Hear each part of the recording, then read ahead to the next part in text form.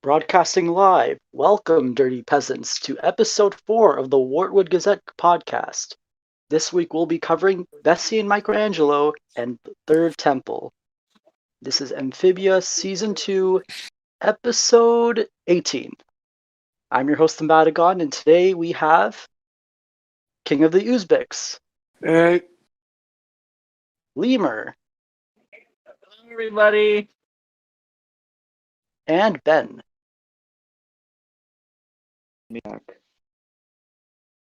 Thank you, Ben.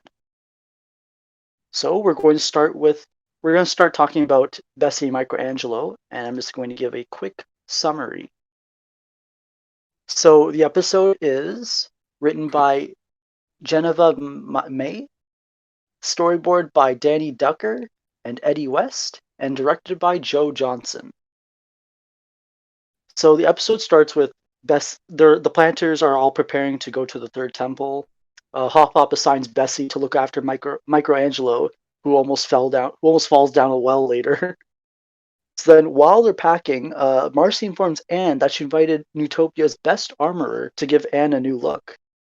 Then, meanwhile, Bessie wakes up to discover MicroAngelo is on a pile of logs that Frobo's chopping, which she rescues him, but then he ends up on the road where the armorer's carriage is heading towards him, so she saves him again there and then starts lecturing him. But then he starts crying, and then she feels bad, and then they start singing back to the farm.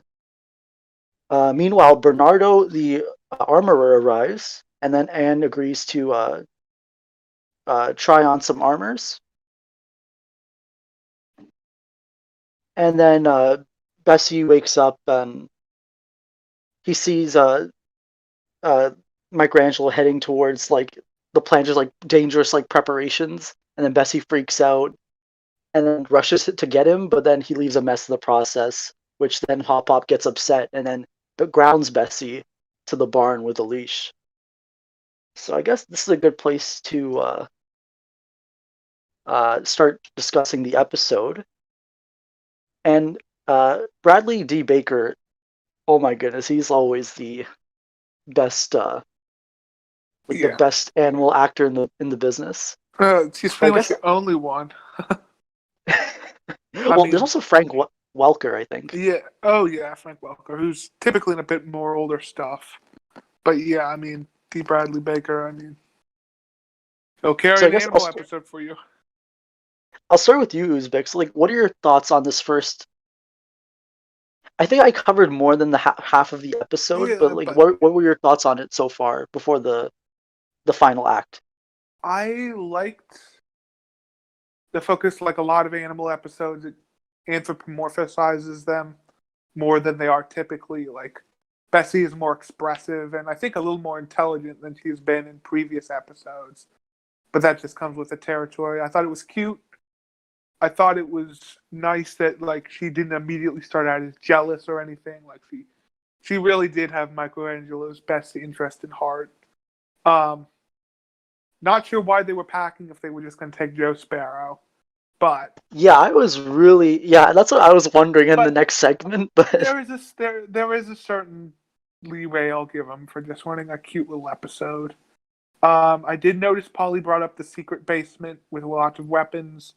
I thought that was going to be where the armor came from, but apparently not. So, I'm going to guess that's going to come back soon. Either in the next few episodes at the end of the season or early in season 3. Just something to establish that it exists again for casual viewers. Yeah, they definitely wanted to remind us that the underground basement facility, and as well as the Calamity Box information in the Planter book, that the Planters do have a very long. They have a history in Amphibia. Yeah. Lemur, what were your thoughts on this? These first 2 acts of Bessie and MicroAngelo. Okay. First of all, I will give it credit. I will give this episode credit that I did not expect that. The story of this episode is not something that I expected. At first I thought that this episode is going to be about Bessie and MicroAngelo being alone while the planters are away to go to the third temple. But it is so I'm pleasantly surprised that we actually see the planters very we see the planters a lot in this episode. Like they're packing for their journey for the third temple. And by the way, also good point for why are they why are they packing the flagon with supplies when they're going to use Joe Sparrow? That is also very confusing, but whatever. But yeah. I actually have not a lot to say about this episode, but I will say that this is both a very wholesome episode and like a nice continuation from the second temple. Like what you guys saying about Anne's they actually brought out like what you said, like Anne's attire and how outdated it is and how frivolous. Like Mhm. like it actually tackles the appearance of Anne and how is she going to change, and I really like that. And I kind of like that. Other than that, it's a cute episode. Like just it is very nice to see Bessie getting some focus for a change. Like I always enjoy these kinds of episodes, and like in these two acts, like Bessie and MicroAngelo have a very cute relationship with one another. That's it. Yes, like Bessie has that mentor role. Like I think Yeah. at first I thought it would be more of a mentor role, but then eventually it was kind of just like it was Mother. Bessie like bailing Microangelo out of whatever situation he got in, Uh, which I also expected to happen. she's more like a guardian to MicroAngelo in this episode. How about you, Ben? What were your thoughts on these first two acts? Well, start off, I just like the episode in general, but I was also like I was also kind of pleasantly surprised at like how well they were able to like make a snail that doesn't talk like kind of be able to understand it both like kind of verbally and just through like how they acted, because like when Bessie was like mad at Microangelo for doing all the stuff he did, you could actually like you could really tell she was like she was pissed. And Yeah, like oh, yeah. go ahead, Ben.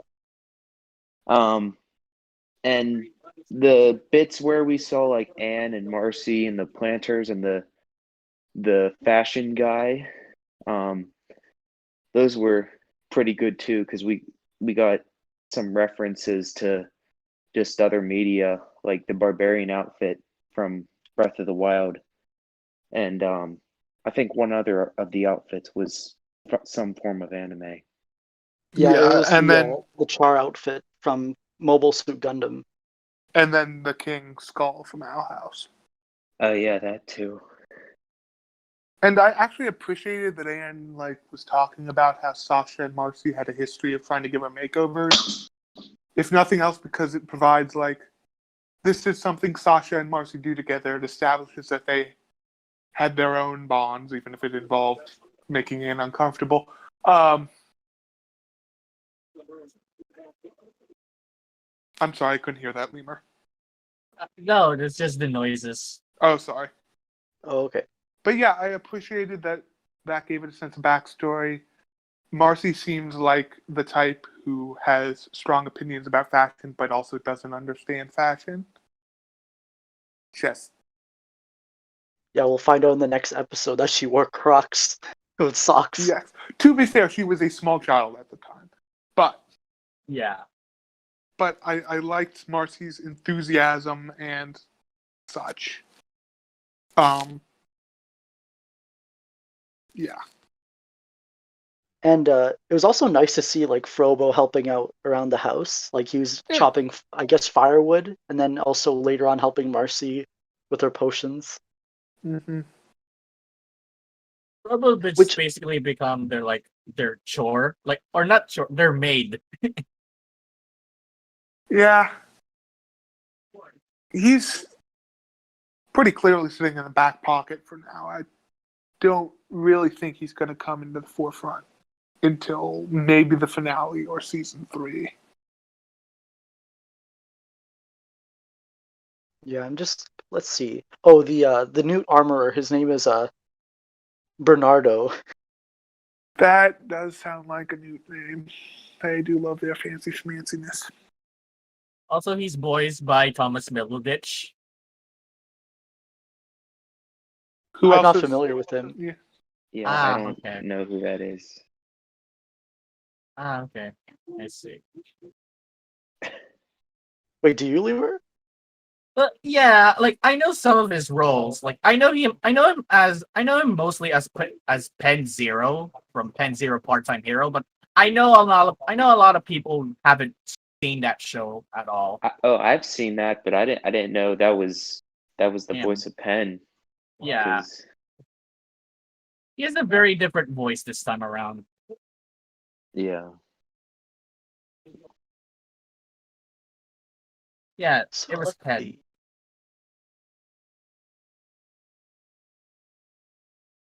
When Hop Hop like chained up Bessie, like I felt so bad for Bessie when like Hop Hop like chained her with like And a chain. Like that seems a little out of character for Hop Hop, who has established that he deeply cares for Bessie.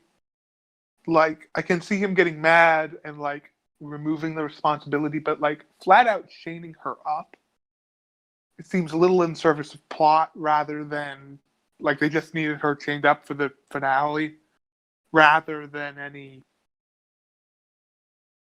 thing that comes like naturally from Hop Hop. I guess you could argue that like because of the significance of the final temple and like getting Anne home and that whole quest, maybe that's what like led to Hop Hop like wanting everything to go well. Yeah, I could see that. But even then, yeah, it felt a little out of character for Hop Hop to just like at most maybe just like put her in the stable. Like I don't know. We don't want to see Bessie looking like that. Yeah. Yeah. And she hasn't. I see why they made an episode focus on her because with Joe Sparrow, it's we've seen less Yeah, of like her. She's less important. Which actually, yeah, Joe is like taking up the spotlight. actually looking forward, that I mean, that's some sort of breach with Marcy and Utopia in the finale. Because if they want to keep Bessie as important, and Anne and Co split up with Marcy and Utopia, there goes the Sparrow. So they have to use Bessie again.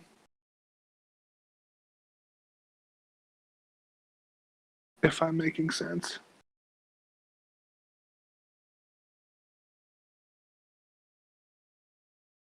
Hello? Yes, Oh, Uzbeks. There's a guy in yes. the wait, what? There's a guy in the YouTube comments just like spamming the chat. Oh, well, that's lovely. Hello, YouTube spammer.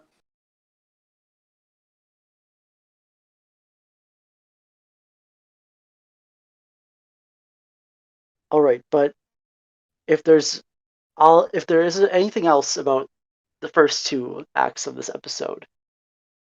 Sprig, just Sprig in general, I guess. Yeah, I Wait, what wish we about? had. Sorry, keep going. Oh, sorry. What were we gonna say about Sprig?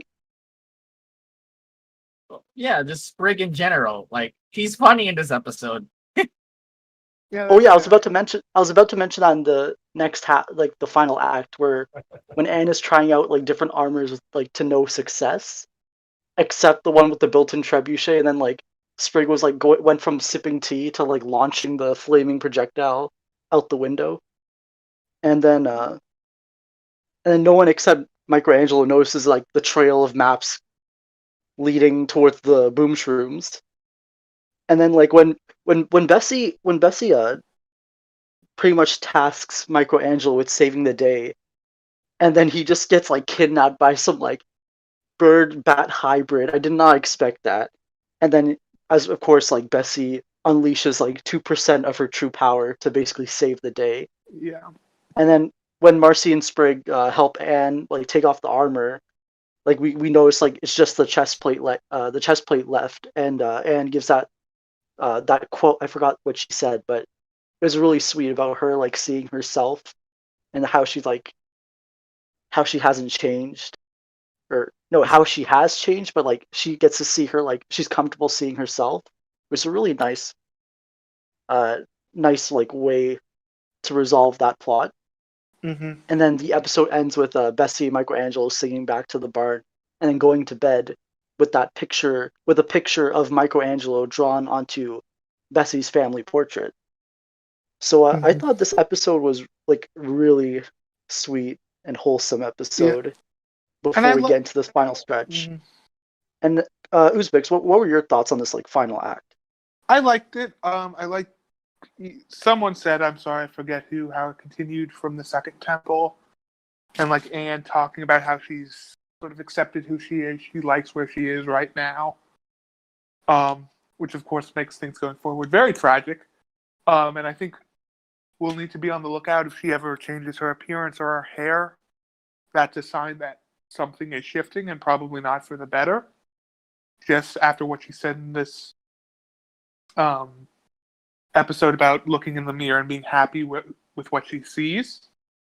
I liked the climax. It had a nice sort of Rube Goldberg feel with like the boom shrooms next to the flagon, next to the maps, next to the fire. So yeah, it was cute. It was very wholesome. I thought it was wholesome both on that front with Anne accepting herself and like explaining to everyone why she feels that way, and then Bessie and MicroAngelo working together. Yeah, just a good wholesome episode. All right, thank you, Uzbeks. And how about you, Ben? What were your thoughts on this final act? Well,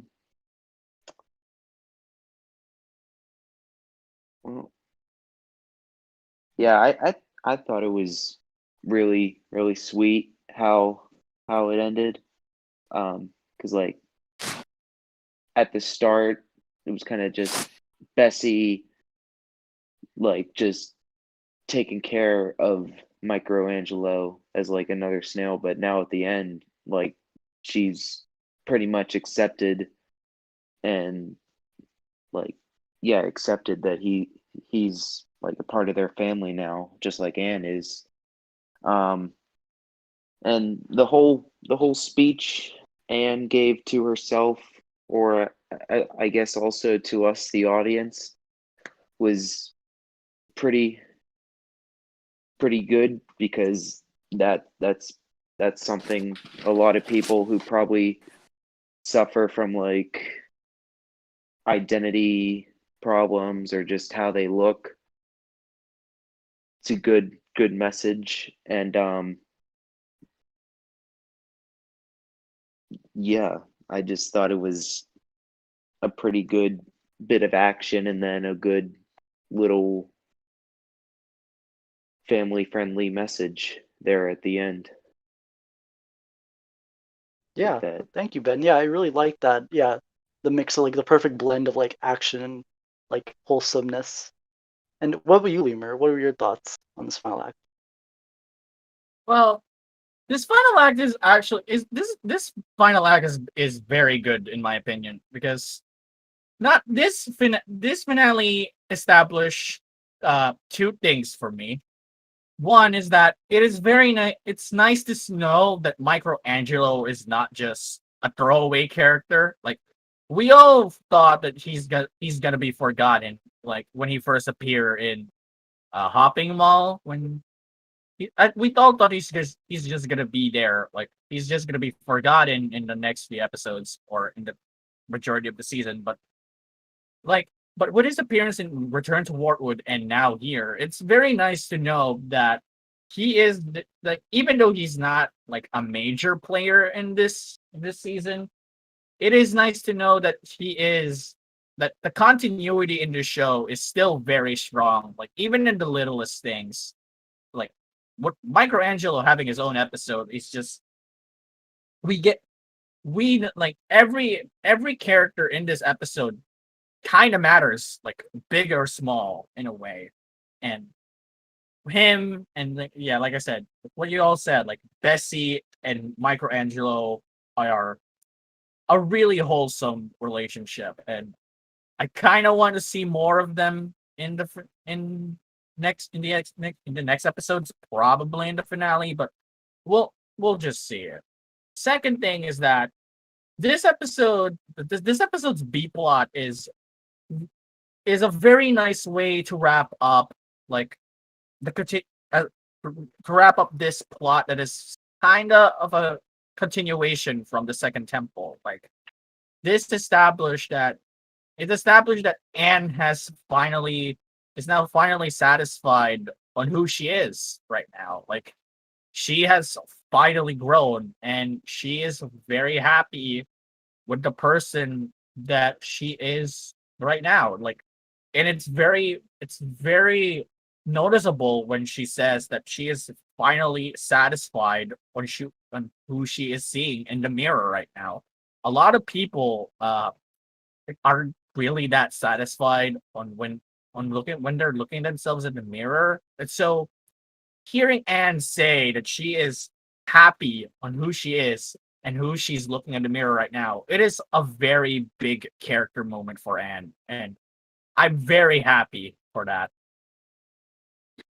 Other than that, Yep. yeah, this episode is just a good episode. It's a very solid season 2 episode. Like it's wholesome, it's satisfying, and it's hilarious. And it's what I needed after it's what we need before the big game-changing episode that comes after this one. Yeah, thank you, Yeah. Lemur. You really summarized that up very well, very nicely. And yeah, I like how Anne does her. She has that self-reflection literally in front of Robo? Robo, Yeah. and also unrelated. Like I like how it's like Anne is the heart in terms of like the Calamity Box gems, and she's like talking like right in front of Frobo's chest, and that just like made me think, oh, Frobo's heart, and he like smiles right after. I don't know. I'm overthinking it, but Also, people pointed out like Anne's reflection on that scene kind of looks like Miwako.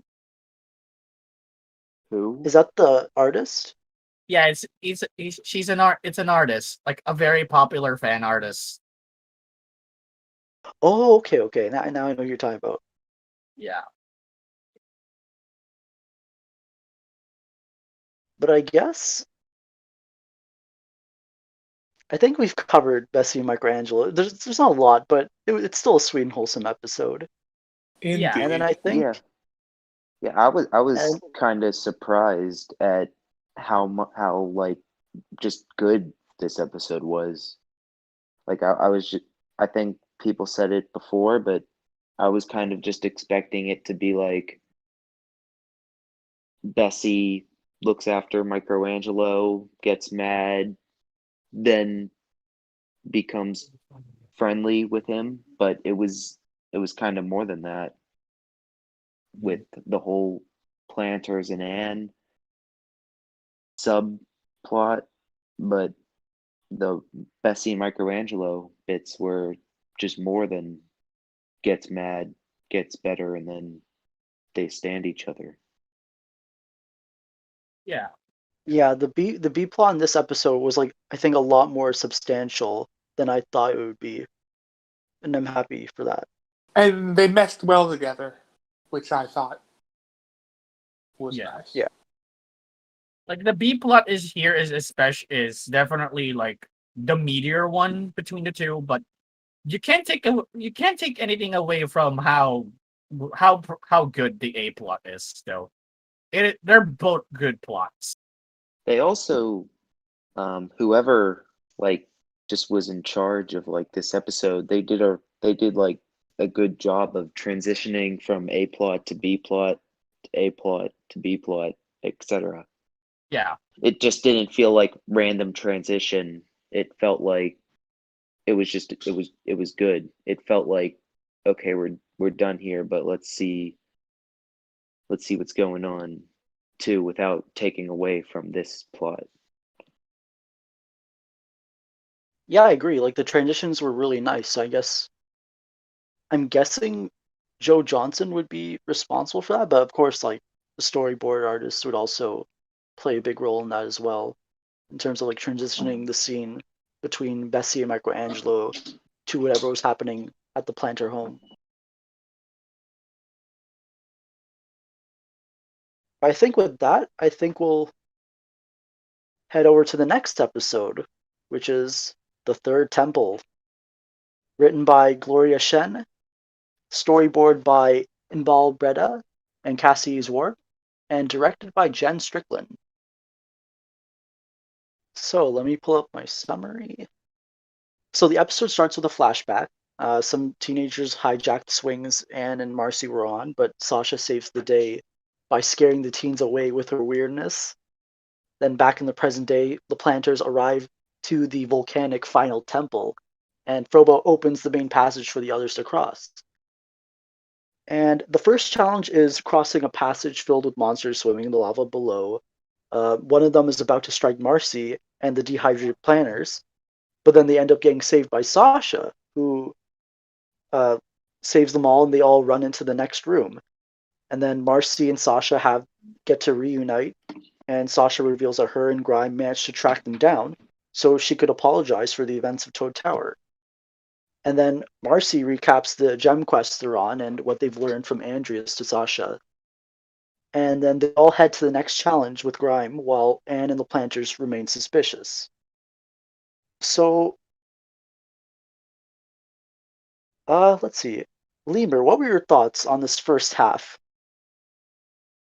Alright, so first of all, I am very surprised that the flashback that we saw in the trailer is actually it happened in this episode and not a true colors, Yes. like we both discussed like a while back. It kind of like it was kind of rushed, like it was kind of quick because of the limited runtime. But I do still think that it is a very well done flashback. Okay, it's very weird that a couple of teenagers decided to bully like like preschool children, but but but it Yeah, but like it's but what are you gonna go say, ahead. Ben? Okay, I was like, yeah, well, yeah, they're like, what kind of teenagers pick or on kindergartners or preschoolers to steal swings from? Yeah. Like, And like preschool swings, like even if you want to go swinging for whatever reason as a teenager, yeah, preschool they're wings not are that terrible. high. And I also liked how one of them had like a very thick, like Italian American accent, like she was from a mafia movie or something. Like I can't even do the these are awesome. No, yeah, I can't even do the. is that It's New like, York accent? these are my swings. Yeah, it You was bring this. shame to my family. Yeah, it was just this very aggressive accent for, especially since they're supposedly from California. It struck me as very. Yeah, you It don't gave really character to hear this the one. mobster stereotype from a place like California, maybe Yeah. like Chicago or New York, but not Yeah, like not California yeah, area. it Man, was. we're only 30 minutes and we're already starting with the Italian discrimination. Yes, this is Great real job, guys. anti-Italian. I want to abolish Columbus Day and discriminate against Italians. Anyway, But sorry, Lemur. guess- We went off track from your. Continue, Lemur. Sorry. I guess it's the only swings in the park, so they just decided to pick that up. Oh. But anyway, yeah, it was a little weird, but it is the perfect setup to showcase Sasha, who's even at the young age is very stubborn and very persistent. Like she defended those girls. She defended Sasha defended Marcy and Anne from those teenage girls, even though she has been hurting herself. She And trips. she's never met them before.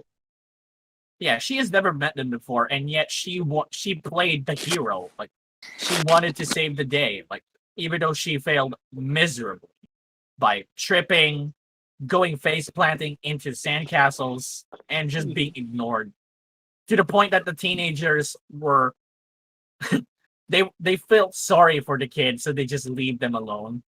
Like, Task failed successfully. yeah, she failed successfully. And I wasn't the first one to notice this, but was that the same playground where they opened the box? Yeah. Yeah. Yes.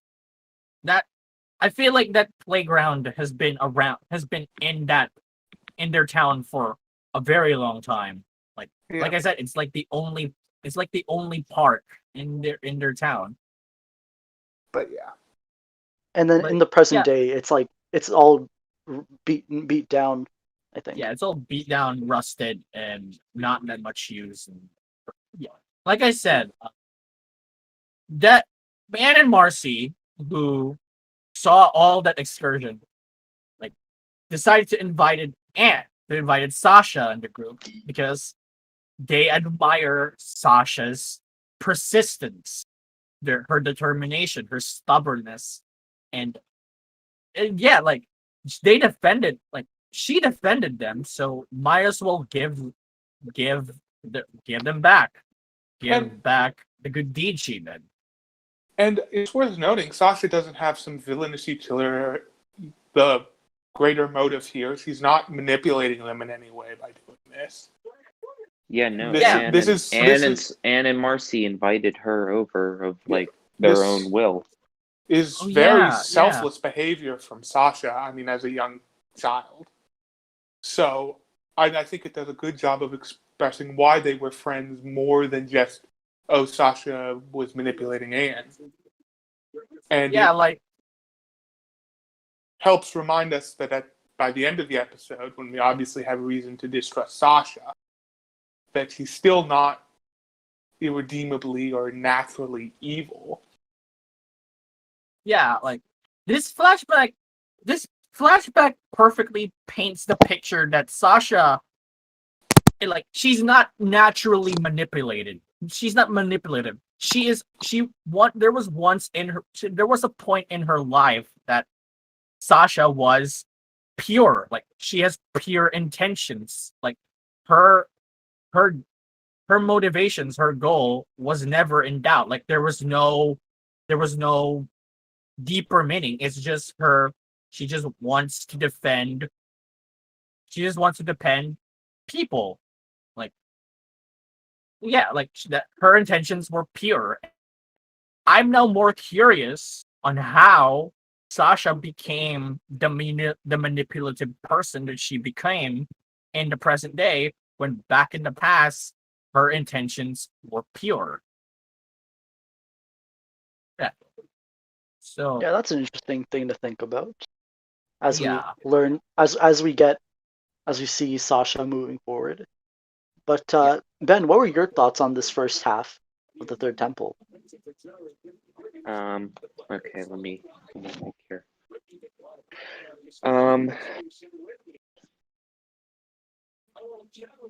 Well, as like we said before, the flashback, though kind of random, it was kind of a good little setup and like just information scene. It was like it kind of showed how they became friends in a way, and I kind of hope like maybe in season 3, or I don't know, maybe in the next couple episodes might get maybe a little more, either just flashbacks or childhood flashbacks. But going back to like the present, but back at the temple, I mean, even though like the way Sasha and Rhyme just kind of came in, they were like, oh yeah, we found you because we were tracking how you guys were doing the quest. We're here to help you. I was kind of expecting, like, since the inside of the temple was hot, I was kind of expecting maybe the frogs to like wait outside and it to be just the girls, but no, they didn't do that.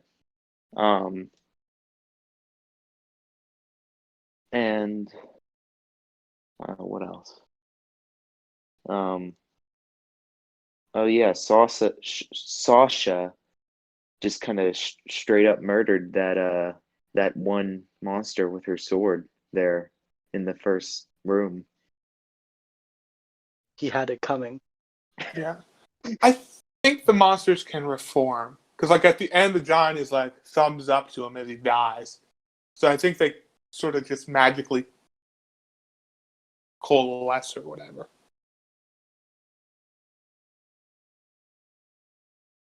It's fine. They're magical. They'll come back. Yeah. They're not real. But anything else? Anything They're else, just Ben? holograms.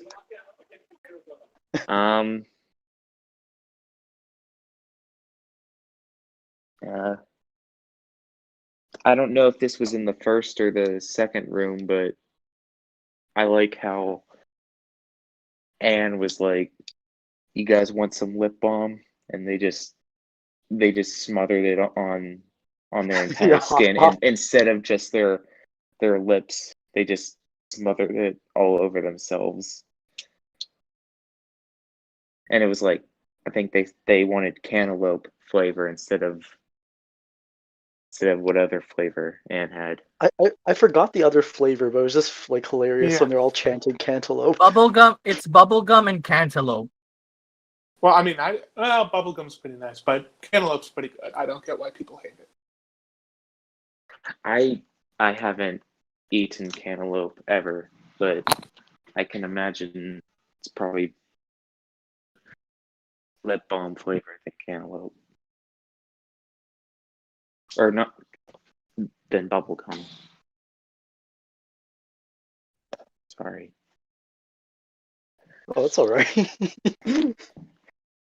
Cantaloupe is like, it's like a mix of, like, how do I describe it? It's like watermelon, but more dense, I guess. Yeah, I mean, most people will recognize it as that orange melon in a fruit mix. Yeah. So, Uzbek, so what were your thoughts on this first half of the Let's see. We temple? talked about the flashback.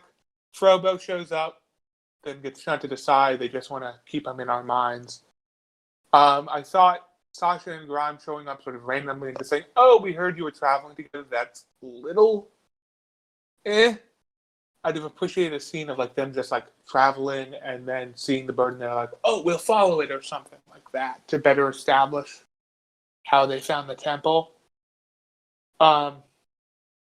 Let's see, the actual reunion scene, I like the sort of rush and suspicion. Poor Marcy. Marcy doesn't really know what's going on, so she's like, "Sasha!" I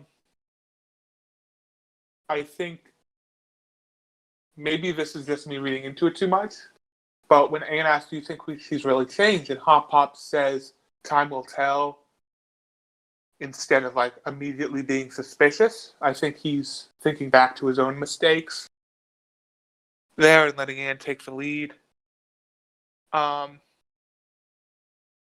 I think it's a little crammed. I would have appreciated more emotional moments in between this and the final scene. We sort of only get one chance of and then grr, or whatever you want to say it, Sasha.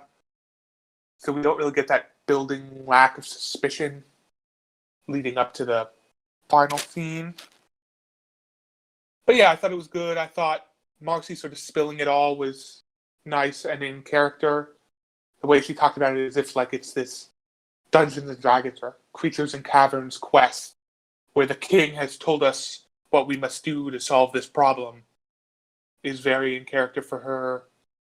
I could tell pretty quickly Sasha and Grime were putting on an act. of some kind.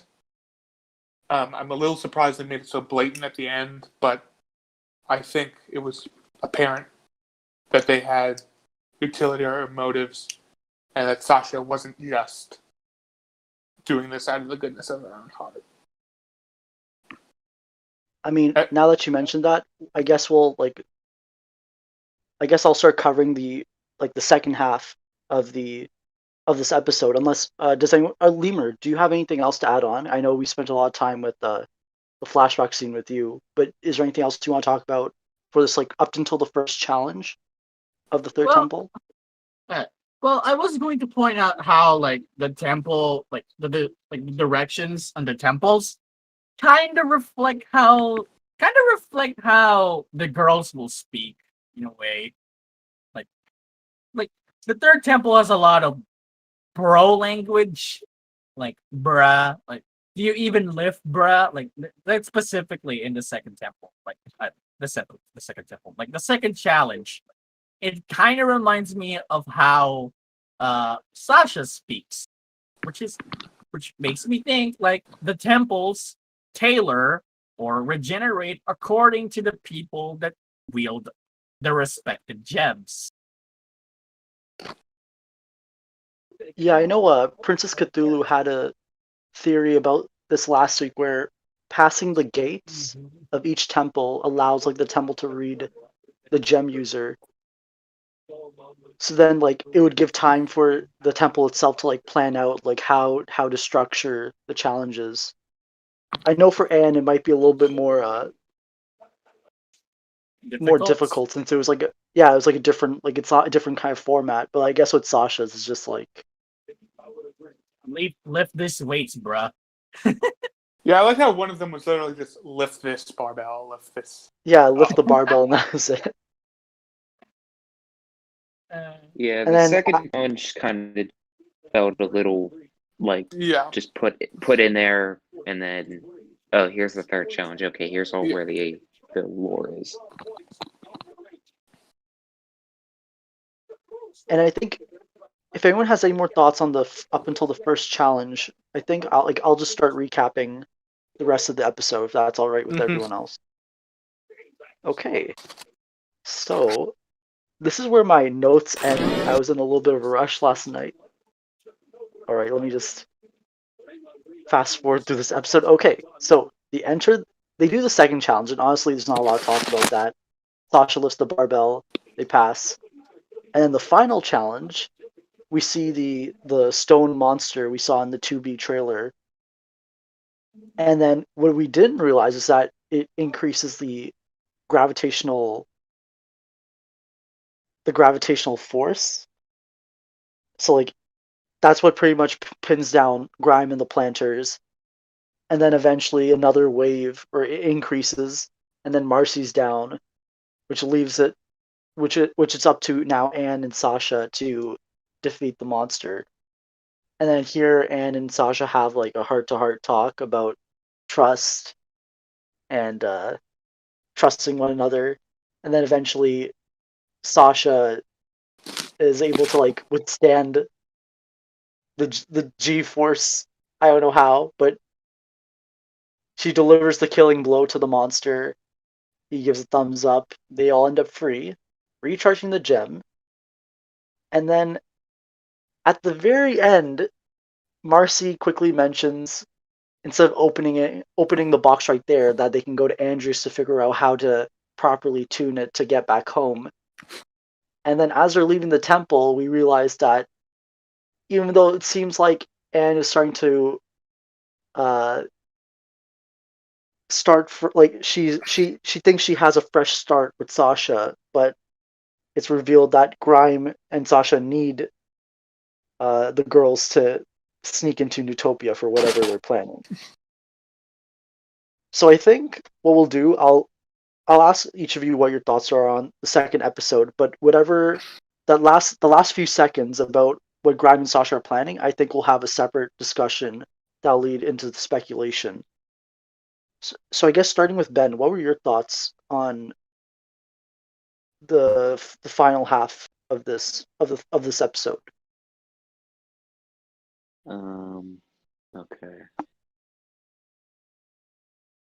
Uh, Yeah, there's a lot taken.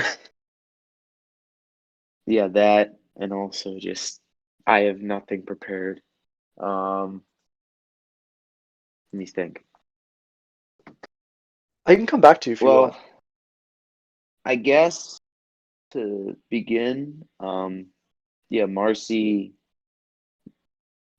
yeah, I guess you could, yeah, Marcy might be just, she could also just one, genuinely not want to mess up their way to get home, but most likely, considering in that one episode, King Andreas was like, Marcy, I have a proposition for you.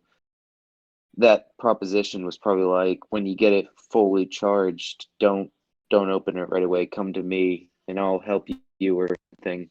And she probably doesn't know what he's planning.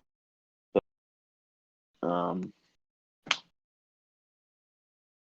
it she definitely probably lying to Sasha and Anne. And at the very end, we could see Sasha, though she agrees with like what her and Grime are planning with the whole rebellion and needing to stay with them to get inside Newtopia, but she also is beginning to just not agree with it or not like it altogether because at the end she had that face of like doubt, I guess you call it. And yeah, I don't know what else. Somebody else Uzbeks, what were can. your thoughts? What are your thoughts on the second half of this episode? I think I appreciate the very clear parallels between the opening scene in the playground and the encouragement Sasha was getting and her actions in the final fight, getting encouraged by Anne, never giving up. I think it's more we didn't see an eye glow, but she was, I think, clearly using her powers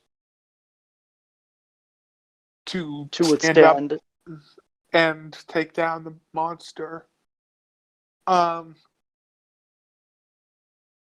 I found her. I think she was being genuine when she felt betrayed that Anne had forgiven her when she apologized, which again parallels Hop Pop in the first temple. And I think that's just a sign of just where Sasha is right now, that she is actively betraying Anne's trust again and manipulating her and lying to her, but still feels hurt when Anne doesn't trust her. I think that just shows how far Sasha still has to go. Um, I the fight scene was cool. I liked. I think it's pretty clear to me that Marcy is acting in response to the preposition rather than like logic in telling them not to open it and bring it to King Andres.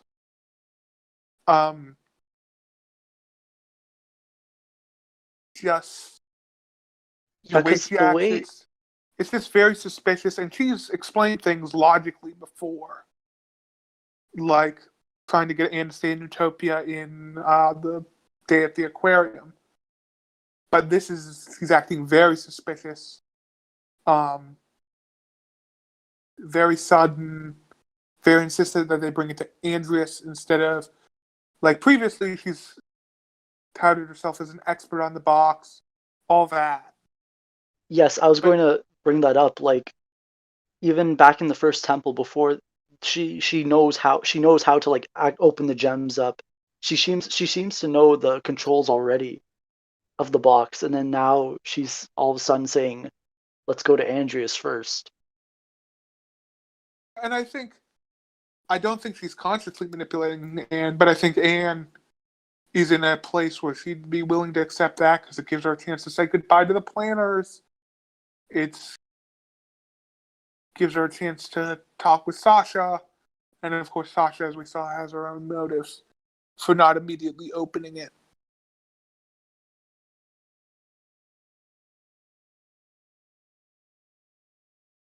All right, thank you, Uzbeks. And how about you, Lemur? What were your thoughts on the rest of the third temple?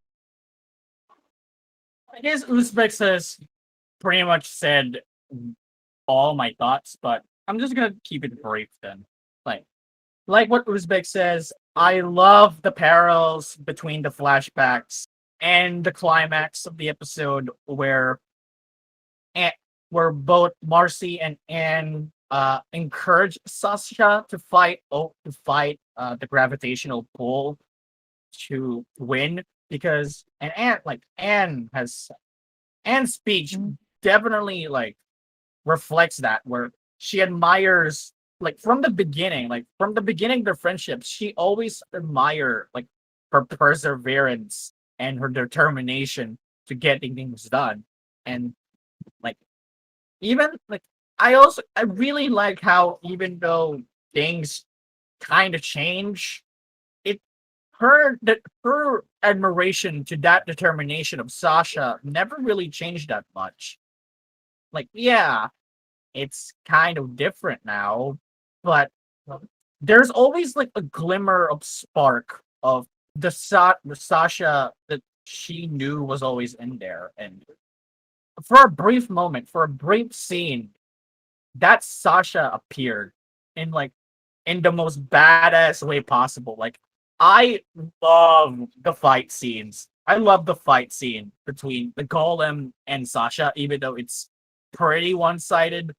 Like, but it's still very, very, very well done. Like it. This is like Sasha's Marcy at the gates moment.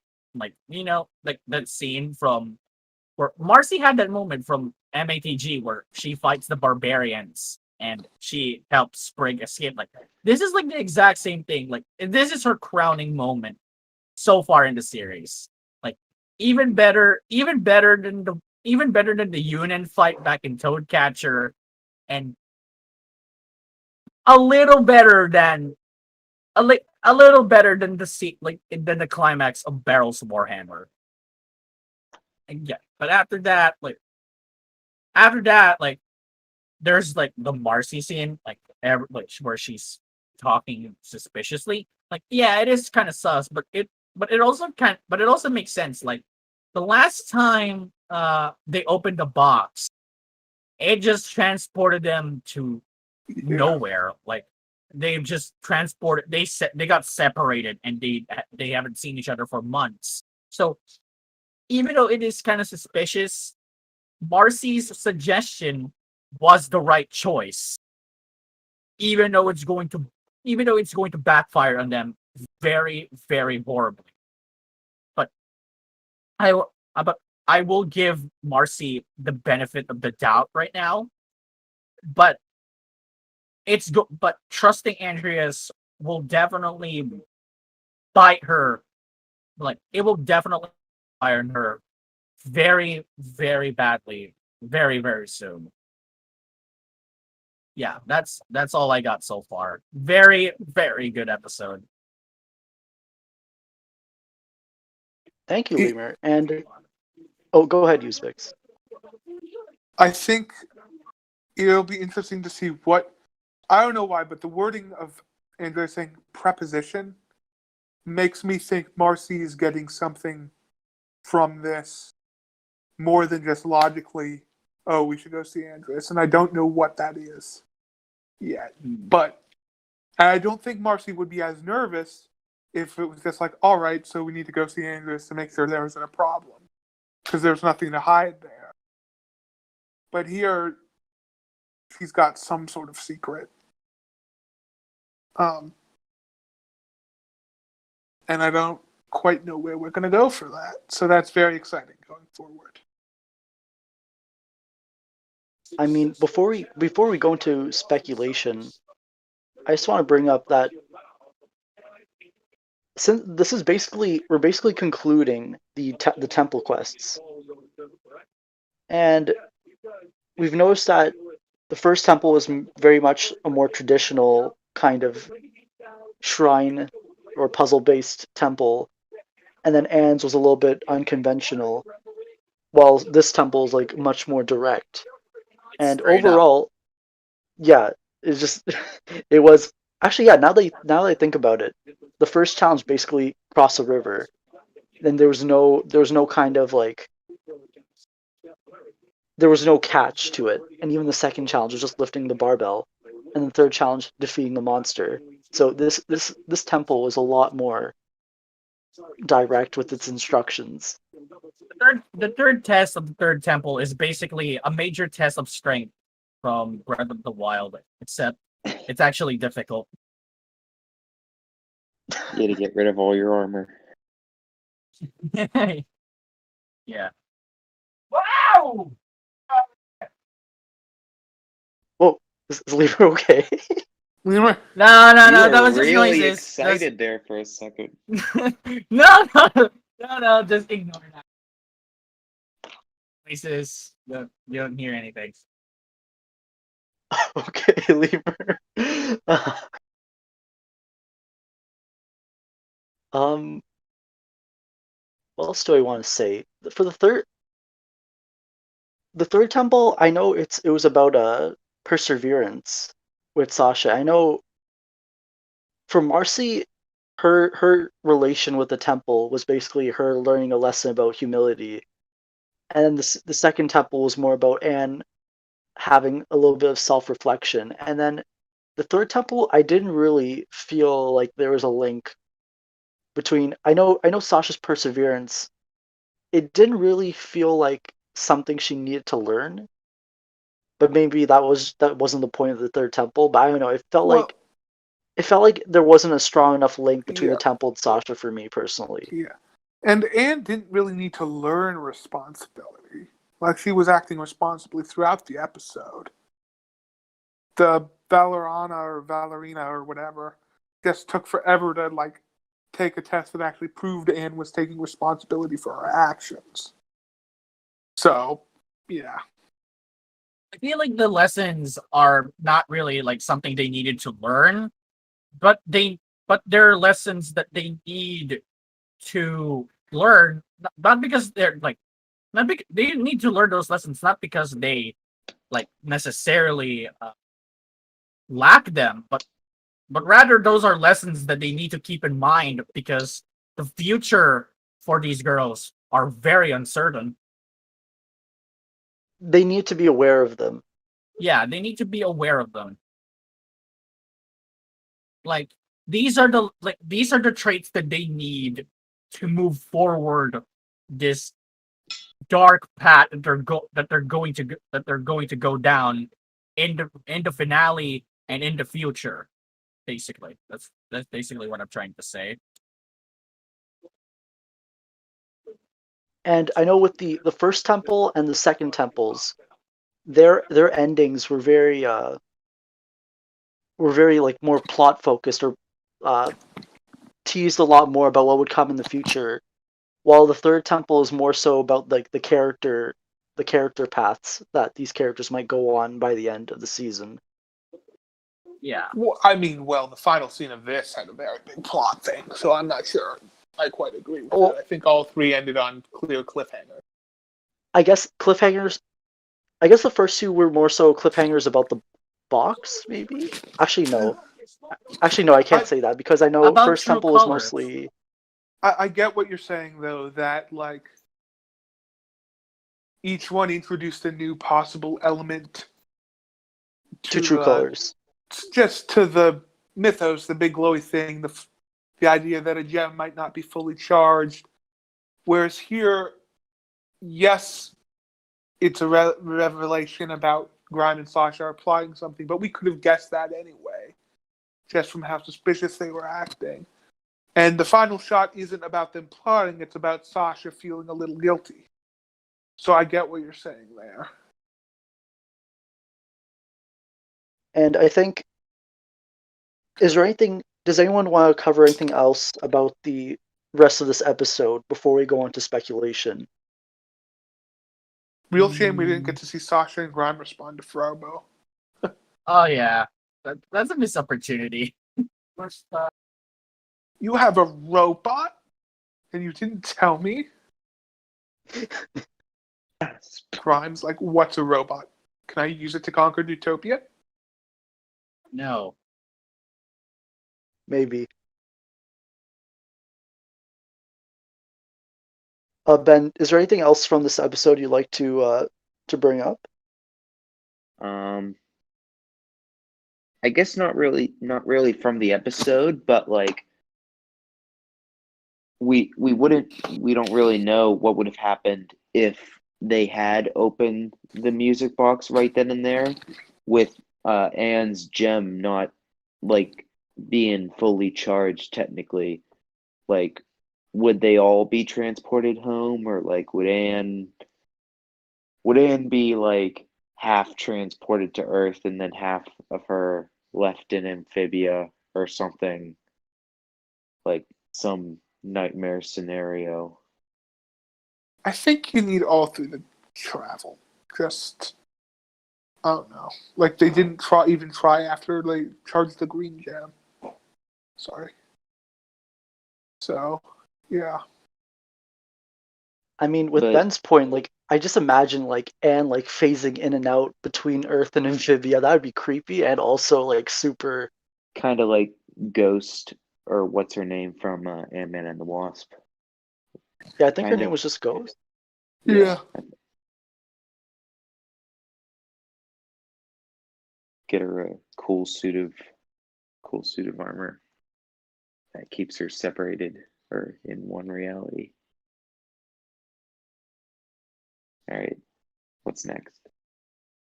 So I guess we'll start going to speculation, I guess. So near the end of the episode, obviously we see that they're basically using Marcy and Sasha to get into Newtopia, maybe like a Trojan horse method. I don't know, but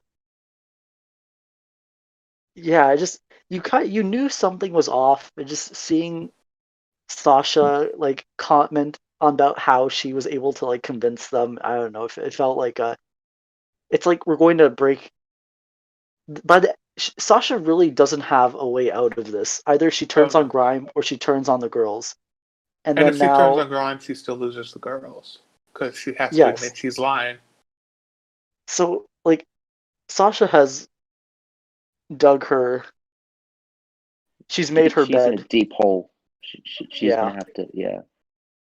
She's gonna So I guess lay in it. Lemur, what are your Sorry. thoughts on this eventual betrayal? Okay, so first of all, screw Sasha. And Oh my second, goodness.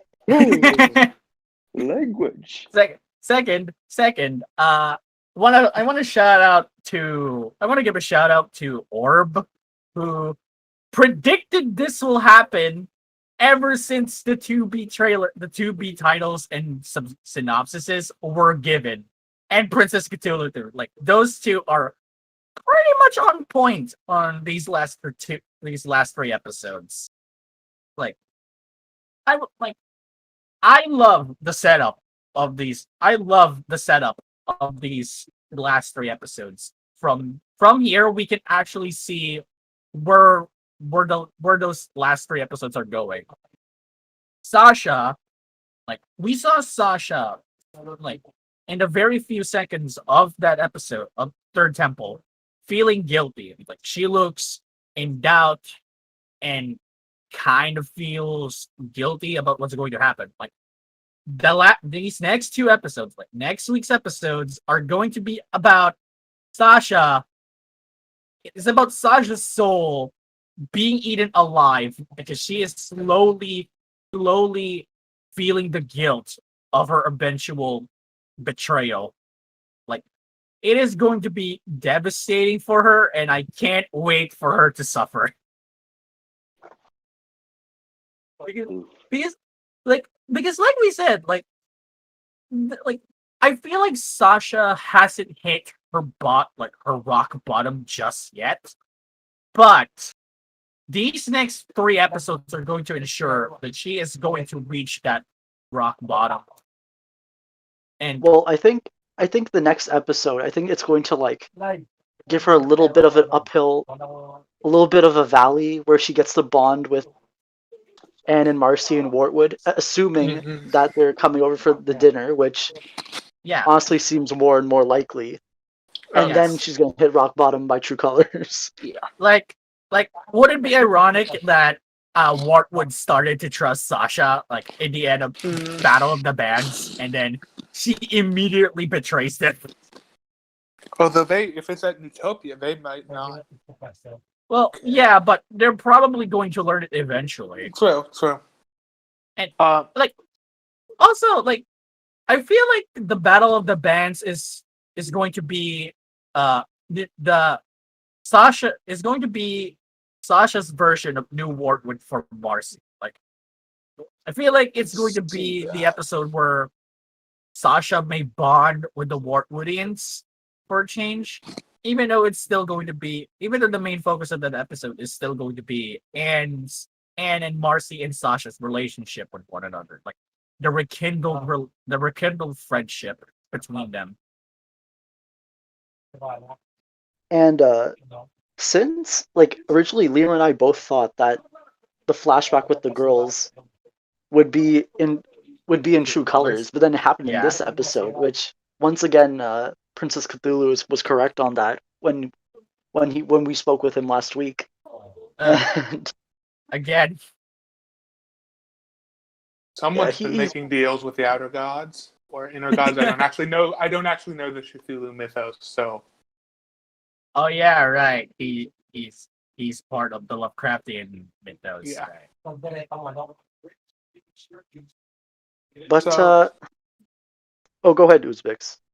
yeah, I'm wondering if we'll have a flashback to probably the theft on Anne's birthday in True Colors, since we haven't gotten a flashback in this episode. Well, we did get a flashback, but we're not having the baby flashback in True Colors.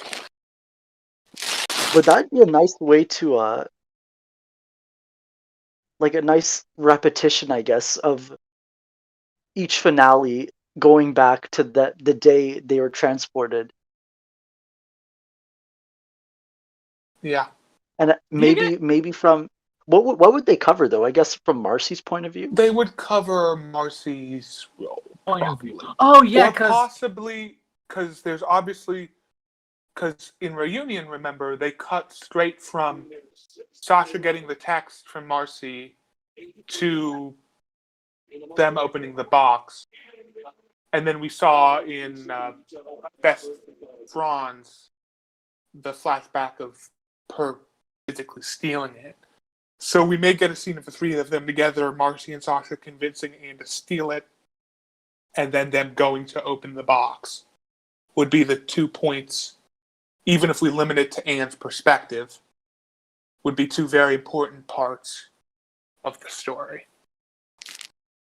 As far as dinner, I'm sorry I'm throwing you off, but I'm just going to talk about what I think going forward for the dinner and Grimes' plot and all that. Is that fine? Oh, go ahead. Yeah, that's fine. Go ahead. I found it noticeable that Grimes said the things we have set in motion. Clearly, this isn't the only plot he's had. I'm going to guess the Toad Army is marching on Utopia as they speak, which will give Sasha and Grimes, they have to get things done in Wartwood so they can get back. I'm curious about the dinner. It could be maybe some like town dinner to say goodbye to Anne before she leaves forever. Or it could be a smaller get-together where they're just the planners, Anne, Marcy, and Sasha and Grime, trying to figure things out before they head to Newtopia. I think we'll get a lot of good Marcy shenanigans, as well as some more emotional payoff that we didn't quite get in the third temple. As far as Battle of the Bands, remember when people thought they were going to have to like join the Battle of the Bands to get like the music box drum or whatever? That was weird, wasn't it? The drum and the music box. Oh, That was my theory, dang it. I'll ask Lima. Better luck next time. it's all right, Lemur. All we had to work off were the titles, so it's not. Yeah. But yeah, I think that'll be fairly lighthearted. If the dinner is about them trying to bury the hatchet, Battle of the Bands we'll look back on it and be very sad because it's probably the high point of their friendship until late season 3.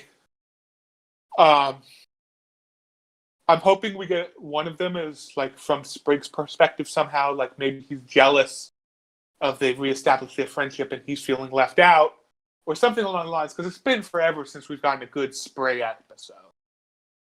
I guess Newtopia, or sorry, Sprig gets schooled. I mean, Night Drivers was pretty Sprig heavy. It was a Sprig and Polly double feature, but that had him a lot.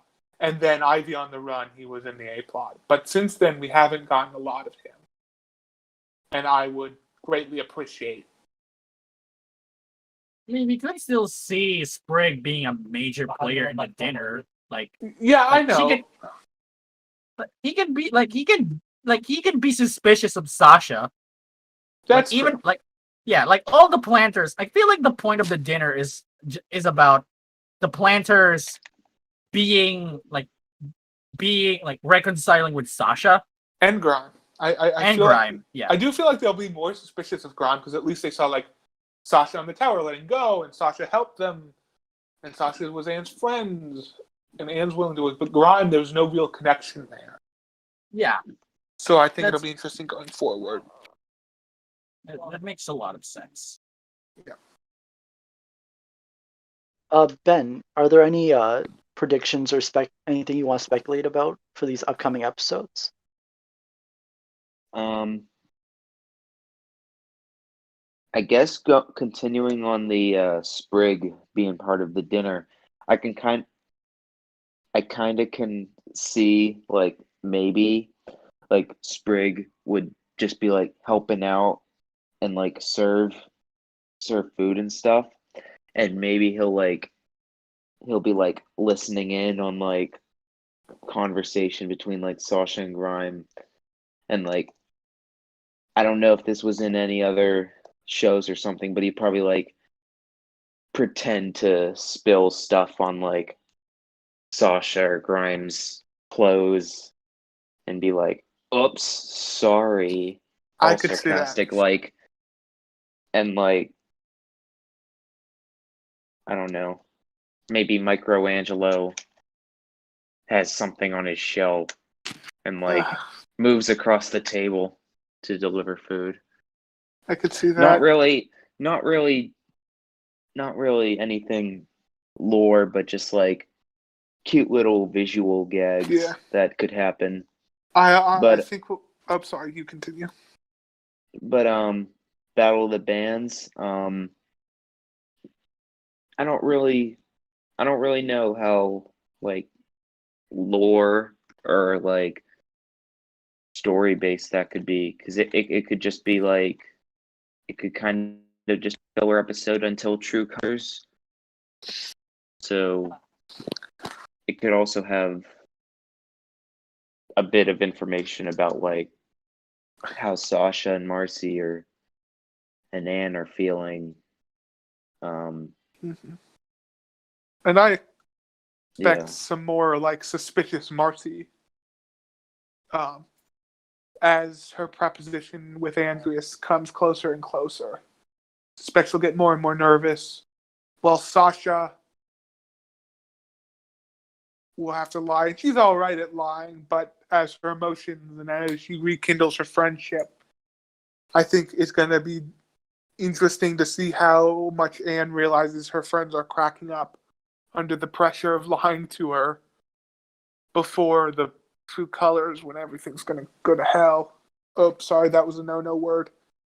Although there was a frog devil mention in Bessie and MicroAngelo, which implies a frog hell. Yeah,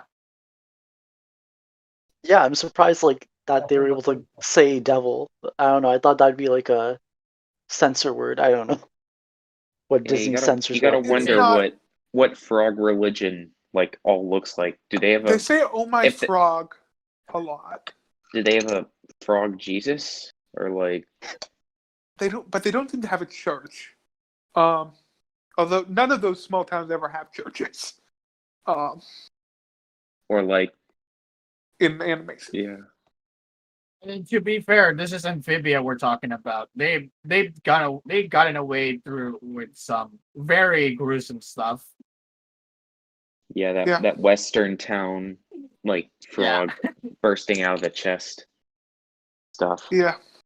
Curator dead. The little beetle, the little biddies, the shot in general.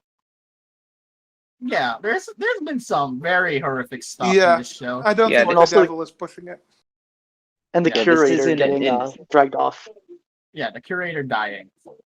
Yeah, this is an Infinity Train level gore, but it has some of scenes that put it up there. Yeah. Also, I want to point out, like, I want to say something about the Battle of the Bands for a bit. Like, I don't think like it's gonna be filler. Like, yeah, it's not gonna be plot focused, but it's like it's more like it's kind of like end of the year, or it's very it's more about character development more than plot progression, because the Battle of the Bands is potentially like Amphibia is like their second to last, like the girl's second to last day to Amphibia, and like they kind of want to say goodbye, like, and they kind and like Anne's like the plot of the Battle of the Band says like Anne and her friends join this Battle of the Bands contest. Like this could be possibly about Anne trying to rekindle the friendship that she has with Sasha and Marcy, like the good old days, like back on Earth. Oh, and I just realized, Sasha and Graham are going to spend the dinner in Battle of the Bands, probably asking a lot of very specific questions about Newtopia and King Andreas. About like, oh, what's Newtopia like? What are the walls like?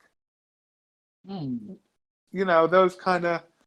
How many kilometers is it from the gate to the castle wall? Yeah. Yeah.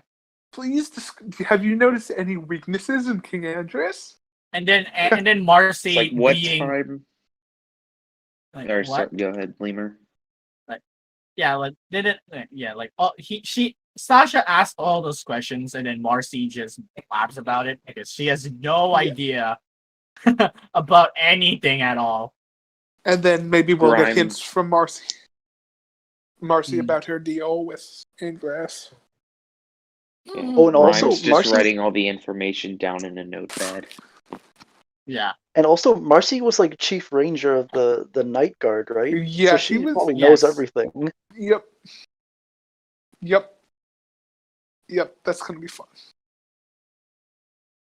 Yeah, but And then if she Okay. feels guilty about helping Sasha get through, so she decides to be extra loyal to Andreas, and whoopsie doopsie, well, we'll see how that goes.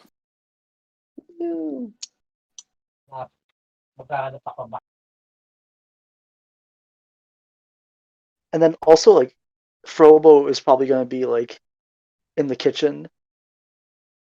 Or no, even Frobo might be the kitchen. yeah, he just makes toast for everybody.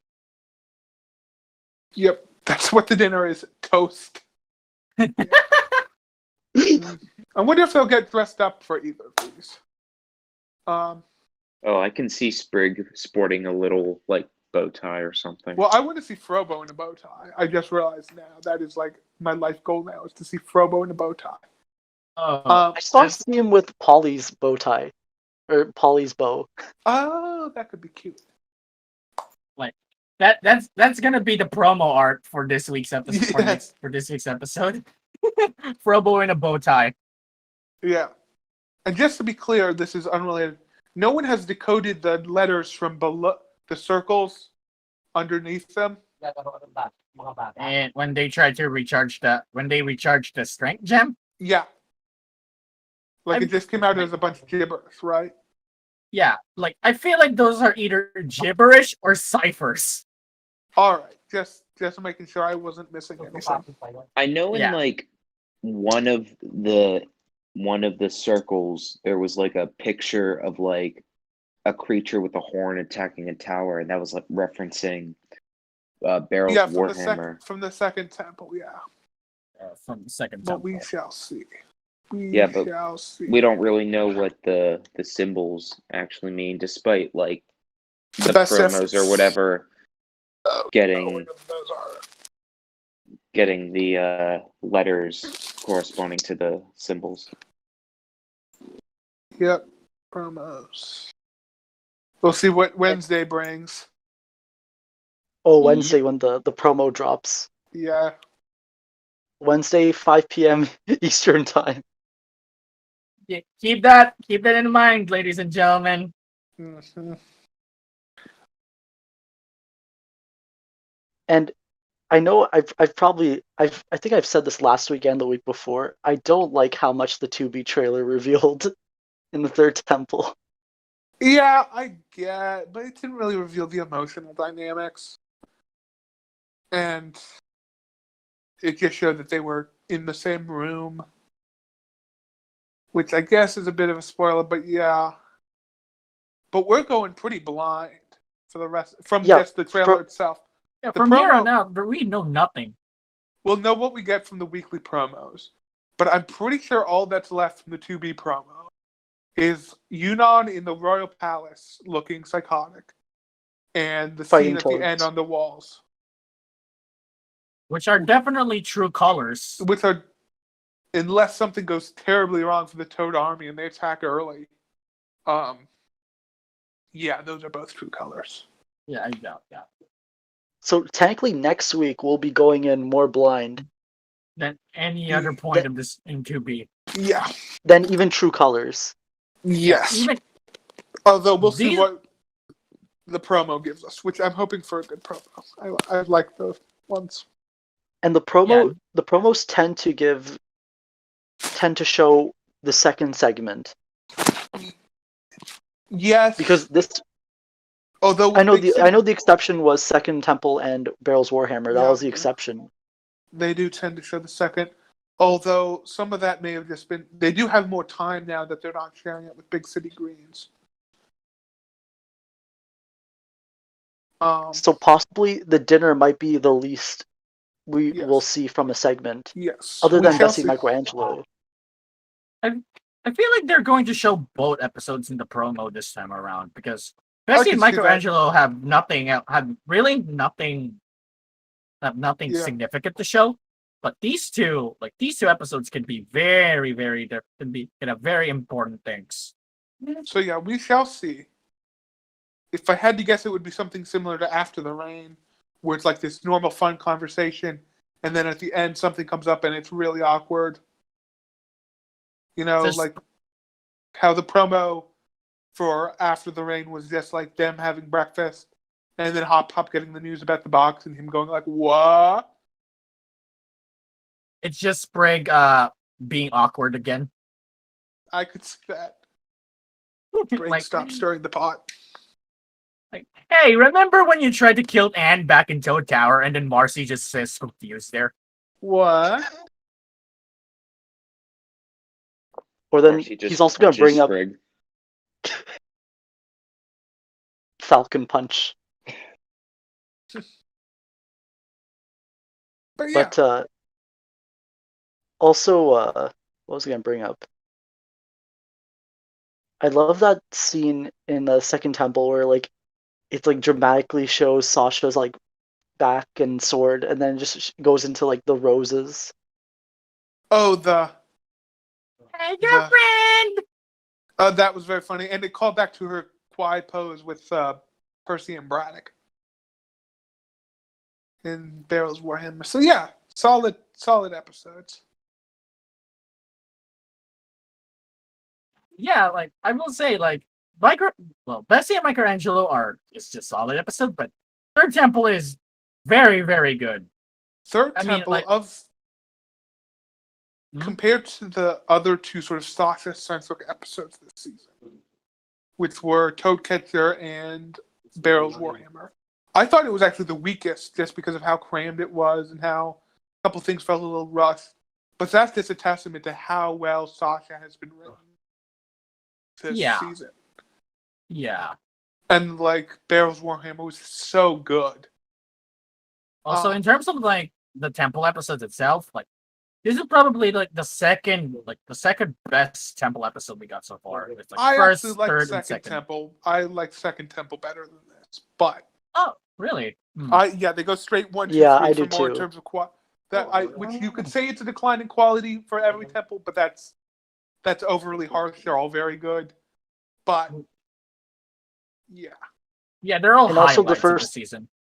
the first temple also had the luxury of being 22 22 minutes. yeah. Like I mean, it's not. I guess. Oh, go ahead, Lemur. Well, I will say like despite like it's not a disservice for the second and third temple for them to be like 11 minutes. It's like it's not a disservice to them, but I can't see why people still prefer the 22 minutes of the first temple. True colors. Yeah. And I guess since we're talking about the temples, I guess what are your thoughts? Like, what are your thoughts on about this quest? Because I remember originally, before we even got the rest of the episode 2 titles, I was thinking, This okay, will go. maybe, okay, like I was thinking, okay, maybe we'll get like a temple this season. Like maybe the first temple will be like a highlight of this season, and then the next season we'll get the other 2 temples, and then whatever the final boss is, or whatever the final evil is. But then we realized that we would be getting all 3 temples this season. And I guess what were your thoughts on that? Like, how do you?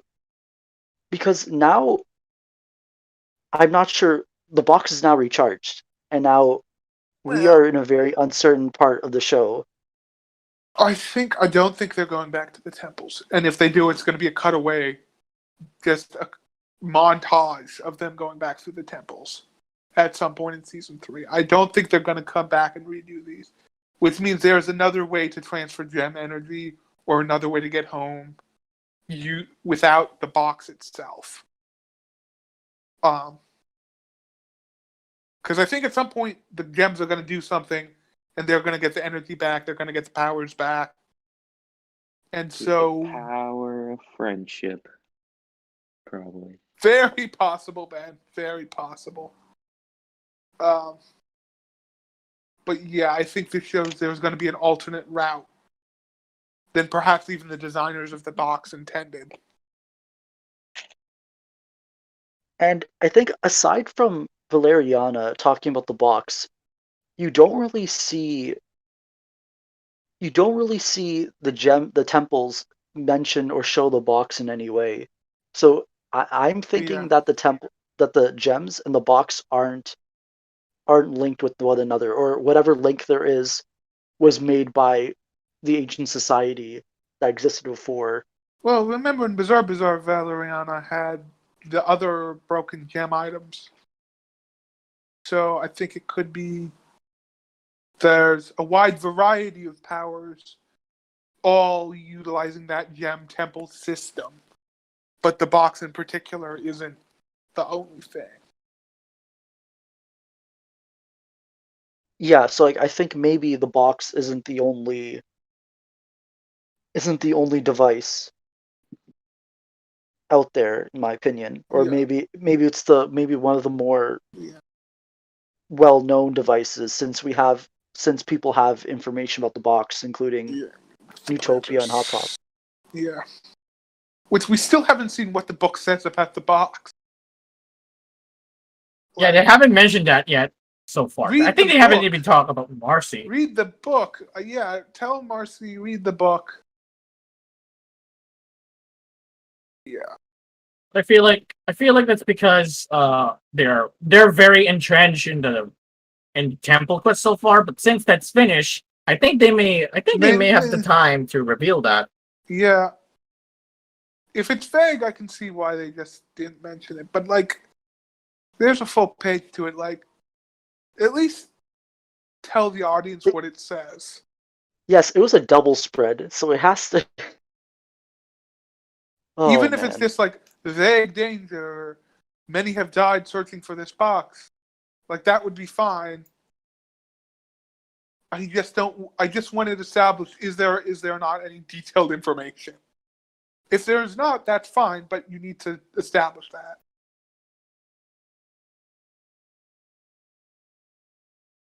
So I think we'll go into final thoughts.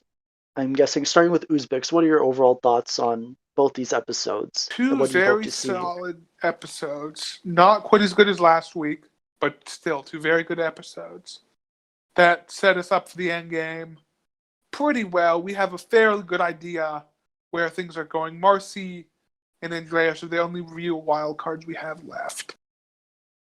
I mean, obviously everyone's a wild card in some way, but like that's the two where we don't know what their goal is at this point.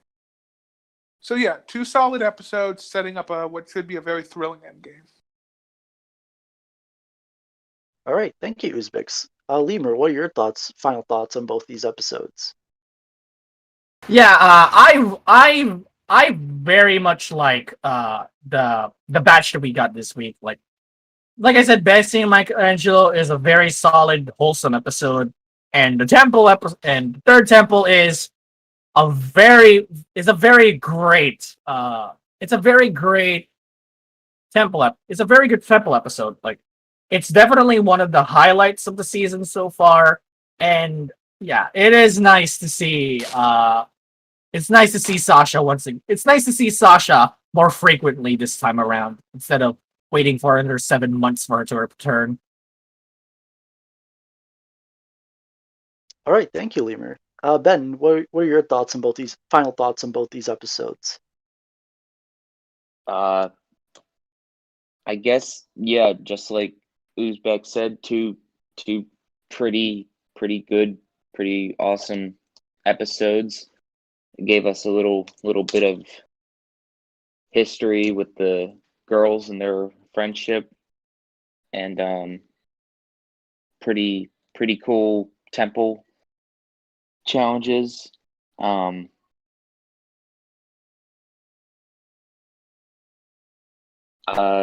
Bessie and MicroAngelo was very cute episode, very nice, good message at the end.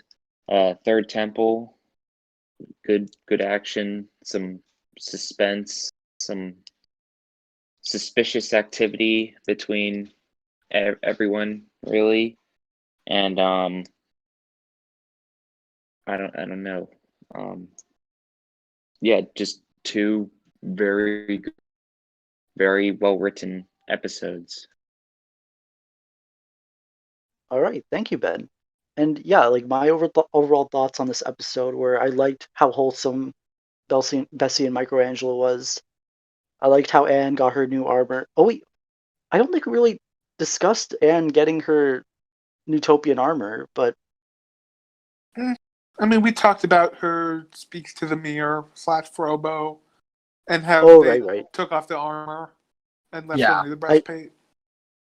I really hope that the armor is a um reoccurring item for Anne. Well, we definitely see it in True Colors in the wall scene, and like yeah, I she wouldn't blame probably her, kept that. and I wouldn't blame Like her if she doesn't have it on at the dinner or Battle of the Bands. Like- oh, of course. Like I really hope it's something that we'll see like even in season 3. But it's that I hope it's like a permanent addition to her in the wardrobe. season 2 opening, is she wearing that armor or the armor she had in Reunion? It's the armor from Reunion. All Like, right. though that armor, that breastplate is way too rugged. Okay. Just keeping track of things. Yeah. And speaking of rugged, Anne still uses like a rusty sword when she has Tritonios. Uh, Whoa. She didn't even bring her rusty sword to this highly dangerous third temple to confront Sasha. She brought her tennis racket. which Yeah, is what's even she gonna worse. Yeah, what you gonna do to a fire snake with a tennis racket? I Like, don't know. That tennis racket is, I think, wiffle doomed ball at him some to point. death. Oh, that actually. Sorry, final thought, unrelated to this conversation. Sasha managed to beat the lava beast through perseverance and encouragement from her friends, and she managed, the bullies were they got awkward and left. But Andreas isn't going to give her those sort of second chances or back off or anything like that. And she may well be overconfident going into a fight with him. So that Right. persistence could well get her beaten into a bloody pulp or get Grime killed or something along those lines. I think the latter option is more plausible at this point. Yeah, I think Frobo, I know people speculate he's dying, but he hasn't gotten enough to die in True Colors. Not enough focus. Yeah. And Grime is, in addition to being quasi-villainous, while still being a mentor figure, while also being in a quasi-suicidal spiral, he's looking less and less sure. Yeah, I can see kind of Grime maybe doing some kind of like hero's sacrifice thing For Sasha. to like protect Sasha, because like Realizing that he's been a harmful influence. Yeah, because like they've kind of they've bonded to become Maybe you were like better off without me, Sasha. yeah, something like that. Yeah, I think if anyone dies, it's Grime. I mean, no 100% guarantee someone dies, but if anyone dies, it's Grime. Yeah, I don't think people are dying considering it's Disney, but I can maybe see like Grime just being like seriously hurt. Yeah. I could also see one of the planters getting seriously injured by like Andreas or maybe Marcy by accident, which would help drive a wedge. I don't think that will happen though, because like they're main characters. Well, I mean, seriously injured, like Sprig needs a wheelchair for the next season for a few episodes or something like that. Damn, I Like, do not think that would happen. Not that specifically, but I could see something. Holly gets her legs, but then immediately gets put in a wheelchair. Oh my god. Whoa, okay. Whoa, god. That's brilliant. Do it. Matt Bradley rewriting True Colors. Do that. Also, I also nominate Solo Marcy for season 3. Like, remember Ludo in the Wild? Do the exact same thing for Marcy this time around. Yes. That's what I thought would happen with Sasha. Sorry, that's anyway, yeah. I'm looking forward, hoping for some really good early season 3 episodes. Maybe a Sasha Marcy bonding episode, something along those lines. Probably wheelchair. That's brilliant. That's brilliant. I love it. Okay, I'm good. Yeah, I think. So that was pretty dark of me. Oh yeah, my thoughts on Bessie and MicroAngelo. How did we get? Oh, the Ant's armor. That's how we got to this combo. You okay? Yeah. I'm good. All right, just checking. So yeah, Bessie MicroAngelo, wholesome episode, not so wholesome commentary, but the Third Temple. I like the conclusion of the temple quest, and now we're going to maybe see Sasha's addition to the main cast next week, and we'll get all those new dynamics and character interactions that we got with Marcy back in New Wartwood. And yeah, I'm really looking forward to next week, where we're inching closer and closer to the end of season 2. Penultimate episodes. Those are always fun. Yep, all fun games. Mm-hmm. Nothing plot related, for sure. And then we get another hiatus, and then Rip. And then the eternal hiatus after season 3. But we still got 3 episodes in the season left. Plenty more to come. Yep. Yeah. So I think I'm going to end the podcast here tonight. Thank you all for coming, and I'll see everyone.